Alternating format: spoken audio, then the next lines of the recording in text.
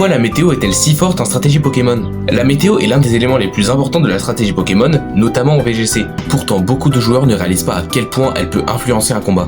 Aujourd'hui, on commence avec le soleil. Le soleil peut être activé grâce aux capacités Zénith et Pyromax, ou au talent Sécheresse et Power Recalc. Son premier effet est simple. Les attaques de type feu gagnent 50% de puissance, tandis que les attaques de type eau en perdent 50%. Mais ce n'est que le début. Des talents comme Chlorophylle permet de doubler la vitesse du Pokémon, Power Recalc offre un boost de 33% à l'attaque du Pokémon, et Paléosynthèse augmente la statistique la plus élevée de son utilisateur de 30% ou 50% s'il s'agit de la vitesse. Force Soleil augmente l'attaque spéciale de 50%, Feuillegarde immunise contre les altérations de statut, tandis que Récolte peut se réactiver à la fin de chaque tour. Certaines capacités sont renforcées comme Lame Solaire et Lance Soleil, qui nécessitent plus de tours de chargement et ainsi se lancent en un seul tour. Balle Météo passe 100 de puissance et devient de type feu, Synthèse, Rayon Lune et Aurore restaurent davantage de PV. Et à l'inverse, Fatal Foudre et Vent Violent deviennent beaucoup moins précis. Le Soleil peut même modifier la forme de certains Pokémon, comme Sériflore en forme ensoleillée ou Morpheo en forme solaire. Si j'ai oublié un effet important, dites-le moi en commentaire, et abonnez-vous pour ne pas rater la suite. Mais du coup,